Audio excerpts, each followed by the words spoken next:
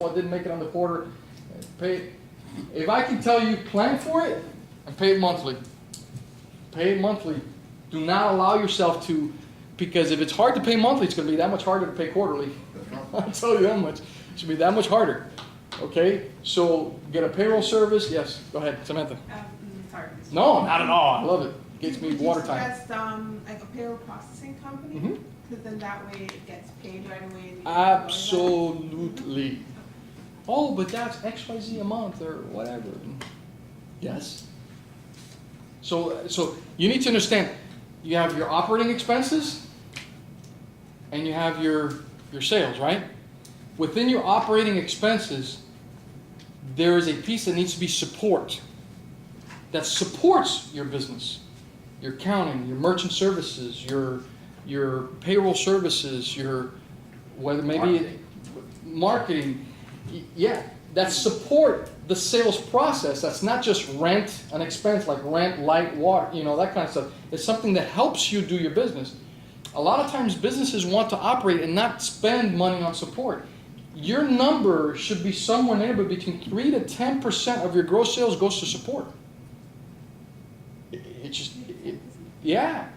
So you're saying, well, if I'm doing 100,000, that's $3,000 a year. Yeah, that's about 500. What is a little bit less than 2? That's really low, actually. It should be more towards the 5%. But there's a certain percent that needs to go, and if you're not anticipating that, you're not projecting that, especially if you do SEO marketing, it's very different. But there's a certain amount of money that you need to do towards protecting and supporting your businesses, database management, that kind of stuff. And if you're not accounting for that, you're really setting yourself for a deficit down the road. So here, what I love about the spreadsheet is that it also calculates, your taxes in here, Social Security, Medicare. It puts it kind of a general percentage so you can have an idea. So you have your operating dollars, salaries and wages on a monthly basis. Okay, fixed operating expenses. Okay. Advertising, car, truck, contract labor, subscriptions, dues, entertainment, legal. See, all these are your expenses, but there's the ones that are not rent and what have you that are supporting your business. A lot of times people, well, I want to put as little as possible in legal and professional dues. This is the one that I'm referring to that should be somewhere in the neighborhood of 3 to 10%. Aside from this stuff. Because professional fees is your payroll service. Professional fees is your accountant. Professional fees is those people that are helping you stay in business. Yes. Yep. Yeah. There is a website that can help you with these numbers and that. It's called BizStats. BIZSTATS, BizStats. And if you put a number in like, I'm estimating, I want to have my first year of business, I'm estimating 300,000. And then you have a way to describe it. It's going to be a retail business or manufacturing or service. And then when you click it, it comes up with a P&L statement, and it gives you the average percentages in the industry of all the expenses and the gross income and a projected profit. So you could use that sort of as a guideline for yourself and say, oh, if I do this, and this is how much I may have to spend for legal, for marketing, for this and that gives you a guide in your industry, and that can be very helpful. Yeah, that's a good use. And that's BizStats? BizStats. BIZSTATS.com. Yes. I just want to add something, not really ask a question, but I think the financials when you're writing a business plan is where you need to start. Because everybody has an idea, and whether you're going to sell a sandwich or a lipstick, and you're going to sell that for $10, if you don't look at every expense, you don't know, you just don't know where you're going to be. I mean, I've been in business for many, many years.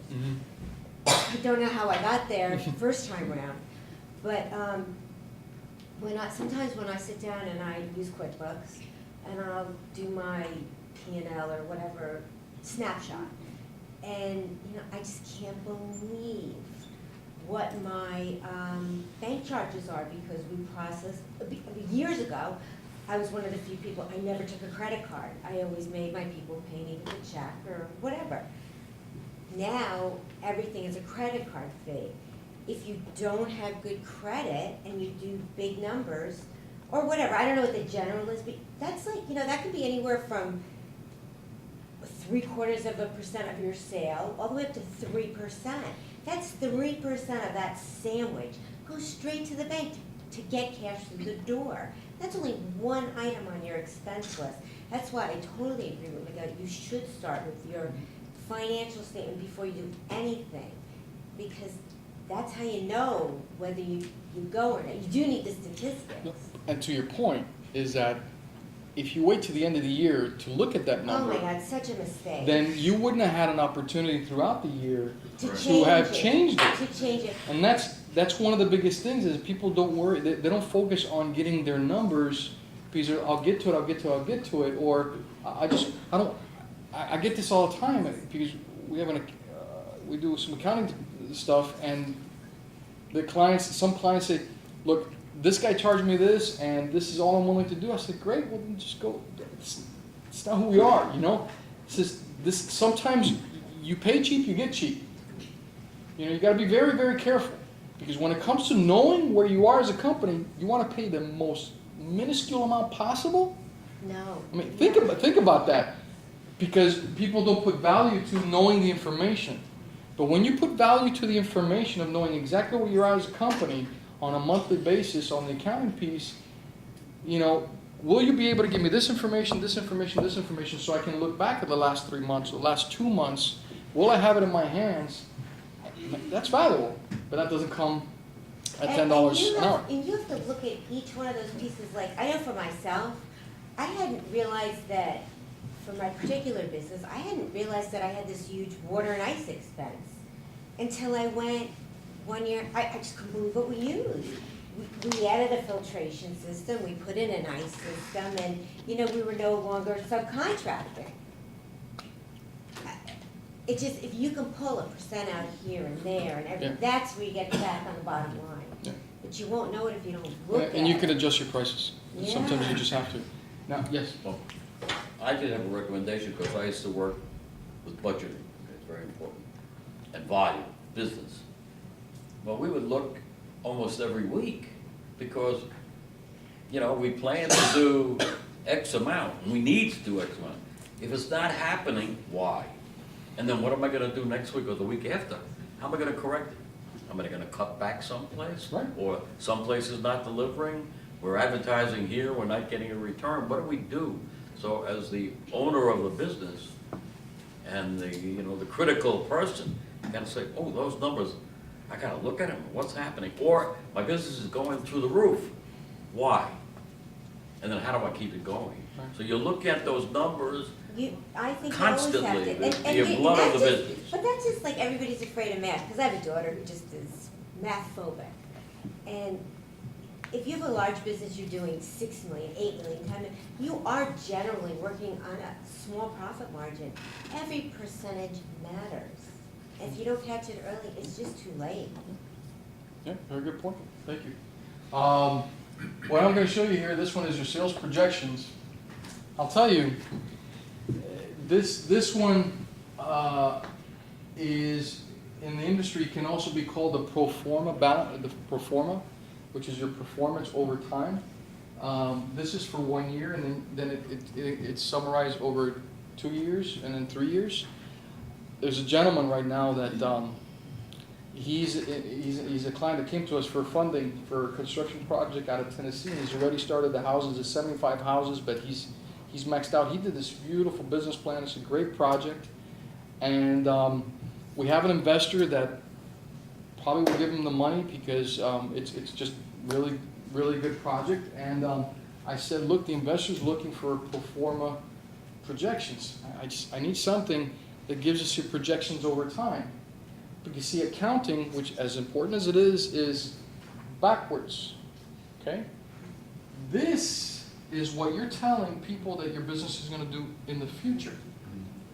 So it's a completely different way of looking at your business over time and what has to change over time in your expenses to support the sales into the future. Because it's real simple. You have here your per unit costs, okay, and then you have that item, and maybe you have, see, you have a couple because you have product B. And for those of you that have multiple products, try to lump them together that are based on the same price points. That way you don't have to have like product Z, you know. It's just to give you an idea so you can have, but your fixed expense allocation, you see your profit margin per product after you allocate your fixed expenses percentage there. And what does that mean? Each product has a cost of goods. It means it costs you to generate that product. But then added to that, which is where a lot of people miss, is how much it costs you to sell that product. Cost of sales. Okay, now what is cost of sales? Well, cost of goods is the raw materials.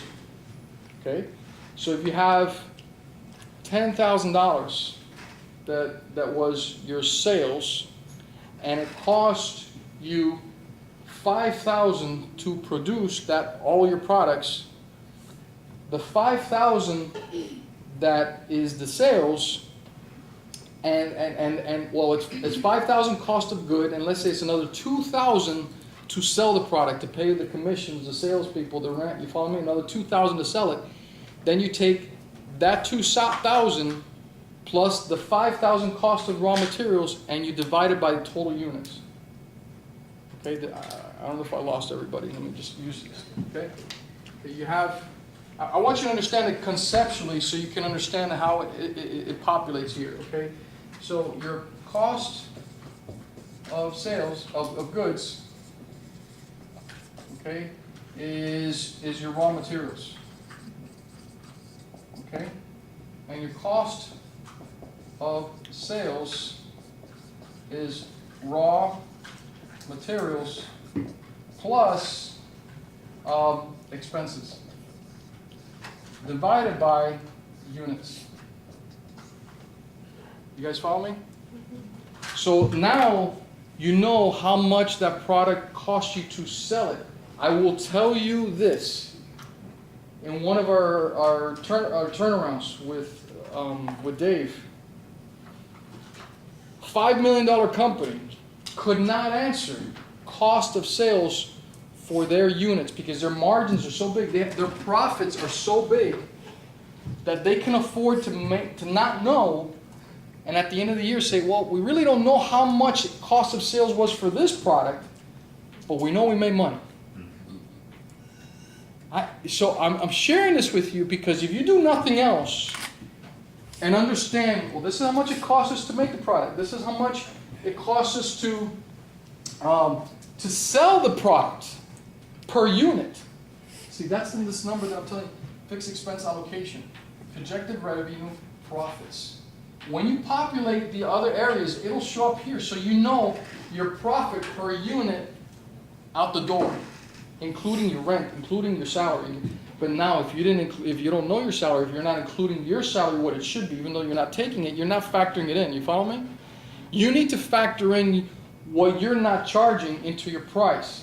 So you know that your profit margin is really 20% when you think it's 40%. Because, well, you add, okay, well, it cost me this, and I sell it for this. Wow, I make that. No, you don't make that. Okay? You got to now add what it costs you to get it out the door, including the salary that you're not putting in your pocket. Now you got your real profit margin. Nod your heads if you're with me. Okay, so I got 2 people right there. All right, so that's what this does. Okay, so it puts the variable cost per unit, the amount of units you sell, a seasonal factor because you put the percentages in here that we have. 20% here, 2%, 2%, and 20% here. You put your seasonal factor inside of there, 1 year, 2 year growth. We expect to grow by 10% each year. Fixed expense allocation, and then it factors it right there, magic number right there, Okay. Sales forecast, this is for product C and the other ones. Cash distributions, okay. This is, okay. I'm glad I got this. I didn't get to this one last time. Receivables. Okay, your receivables. Sorry, guys. I really hope you're hearing my passion, okay? I want you guys to walk out of here with just at least a few concepts. And my real-world footnote is this one on this page, okay? Your receivables should not be beyond 60 days. They should not be beyond 60 days. Okay, give it to me, son. That's not a real world contract. Huh? I mean, depending I on said who your customers, should not. depending on who your customers are. Huh? I said should not, not absolute. I love this girl. That's exactly right. Some customers not, but should not be on 60 days. It really hurts your cash flow. Okay? Now, does that mean you may not have one because he's a really good client and my God, we get 50% of our business from this one guy? You're right. Go get 40 more clients so this guy becomes 10% of your business. Right. You see what I'm saying? And that's what I see. I see that a lot. I see, oh, we can't ask this guy, you know. And there's other financing that you could. There's something called factoring, okay, that basically someone lends you money on the amount of money that you have in your receivables. That's a danger zone. Very dangerous because you can start depending on that because you get an invoice, you say, pay me 80% of that now, and you deal with this guy later. But then every invoice you're doing that, it's costing you some money to do that. So, yeah. But all I'm saying is that it should not be beyond 60 days. If you're finding some people that are not receivables, I apologize. People that owe you money. Okay, you did the work, you delivered the product, now they owe you the money. So basically, you have X amount of money, this is what you expect. I expect to have a certain amount of 60 days, a certain amount, and there might be some in collections beyond 60 days. Yes? Miguel, now you have another expense. You need your accountant to analyze your receivables. Yeah. 30 days, 60 days, 90 days, right? You need a report. Yeah. And thank you. What happens a lot is that you lose track. And you say, man, things are tight. I mean, you say one day you get upset, you got your kids are asking you to go on a trip, or your spouse is asking you to go do this, and all this other stuff is, man, I'm so busy. Why is it that then you one day you get upset, you go to the computer and say, oh my God, this guy's a baby. Oh my God, oh my God, oh my God, oh my God, because you didn't have that report to manage. Okay, you said, and then you call that person, he's out of business because you waited too long to collect. Or you didn't have a process on how to handle that. Once we get to here, click, hey man, look, I appreciate your business, but now you're hurting my business. Oh, but I don't want to have that conversation. Okay, well then guess what? If you're not willing to have that conversation with people who owe you money, you got to reevaluate. You really do. Because you provided the service. You delivered the product. Why should you not be entitled to that process? So this would be great. You're right. Some people will be in that place. Fantastic. Well, Mr. Klein, here's a product. Fantastic. We're gonna allow you to be in receivables of 30 days as a loyal customer. This is your price. Once beyond 30 days, there's a 15% premium on that price. Once it goes beyond 60 days, man, my partners, okay, they require me to send it to collections, but I know we're gonna have a healthy relationship, and this isn't gonna happen. You told them up front, so when it happens, no surprises. So should you start making calls at 30 days, or should you wait until 60? I don't know. What do you think? Okay. I make calls 1 week. It's your A week prior to money. the 30 days, you make a phone call, just remind Yeah. them that it needs to be Get a coming. deposit? No, not everyone. Yeah, and see that now we start having that conversation because I know a company, we have this, and then they're saying, we're tight. We reevaluated, sure enough, they were taking 25% deposits on their product. So guess what? It doesn't work. Your model, now we go back to the model, you guys with me? We go back to the model, it says, you originally said your value proposition was this, and I was gonna collect this. Okay, you said 25%, it doesn't work. Take 1/3. Well, we could do 1/3. I don't have a problem doing 1/3. 1/3 will change their financials. You see what I'm saying? So if it's not working, you gotta reevaluate. Nothing to say, you gotta endure. No way, don't endure, reevaluate. Reevaluate the way you structure your model. So if someone says, that's what database system is. You start doing those reminders right away, okay? First reminder, second reminder. I have like uno, dos, adios kind of mentality, you know? You had a reminder, you got a second reminder, and then the last one is the one that's a little stronger. You need to identify someone to be in collections, you need to identify them See, now. it's also really hard to do sales and collections, because you're doing sales Yes. and collections. Yeah. It's like, it's a double-edged sword. You want the sale, Yeah. but you gotta collect the money. So then all of a sudden you have these receivables that need to be collected, you don't wanna collect on them, guess what? You have a fee in your legal expense to send it to a collections company to go collect it for you. It's a legitimate fee that needs to be factored into your price now. You see, understanding your product, A, B, C, this is where it comes in, this is how it goes out the door, this is the ones that are good, and this is the ones that are bad. The ones that are bad have to be handled this way, it's an expense that needs to be internalized by the company. How'd you with me? I lost half of you now. Everybody's gone. Okay. All right, so, income statement. This one's pretty basic. Everything coming here, everything in your expenses lumped together, and your net income. Okay, the net income, what you're expecting to make.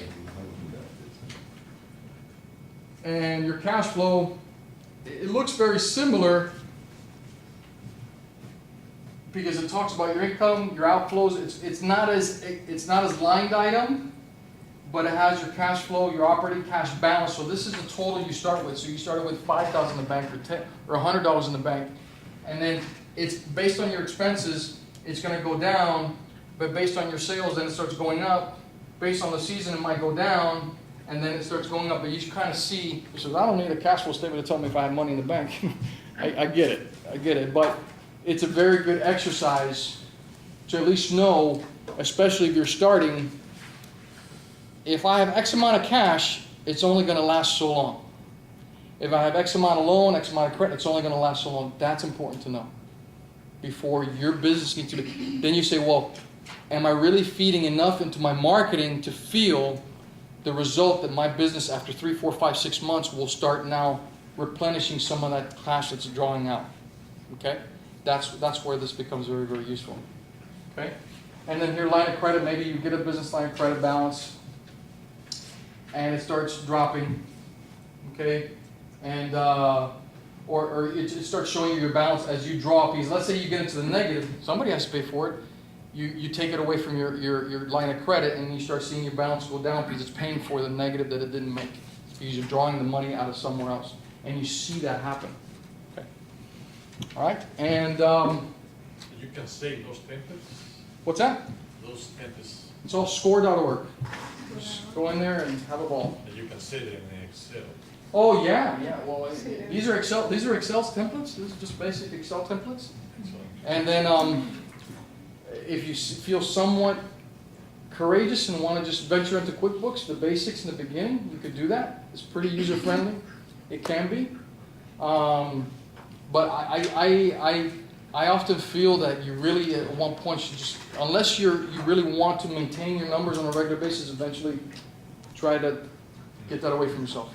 Because there's something weird that happens in your brain when you're selling and you're running expenses.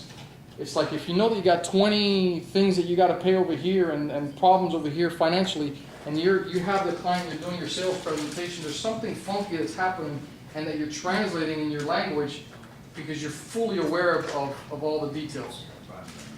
It comes out of your pores. That's why having a sales strategy, whether it's yourself or finally getting a salesperson or a sales organization or distribution channel, helps kind of create some kind of distance. Okay? Does that make sense? Thank you. Make sure you leave the survey. Thank you very much. Okay, that really was it. As far as the then the year-end summary, which is a summary of everything. I want to acknowledge you all. She left the survey. She said she left it right there. Oh, you left it? Yeah, she left it. So I'm available for questions. Please take your time to fill out the survey. And One more thing. yes, go ahead. If any of you, when you're filling out the evaluation, are interested in individual mentoring, there's a form in there too. You can fill that out and hand it to me, Yeah. and we'll, And take if care you, of it. we have a sample business plan for an established business and a sample business plan for a startup business, or if you want one of each, knock yourself out. So I'll start on this side. So the first part of your presentation, are we gonna have it somewhere? Yeah, you just email me and I'll be happy to send it to you. I have my business card here. What is your email? MAH at, let me go to the first slide. It's there on the first slide. What's the other, You want organization that you established, said you want it? I'm sorry. offers loans to startups? Action USA Partners for Self-Employment.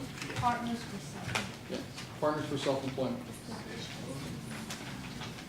And, It's Hernandez? yeah, it's, Thank you very much. no, thank you very much. Any other questions? Feel free, I'm here available. You could email me, and we'll go from there. Are there any, Give Miguel a hand too. Thank you very much. Thank you very much.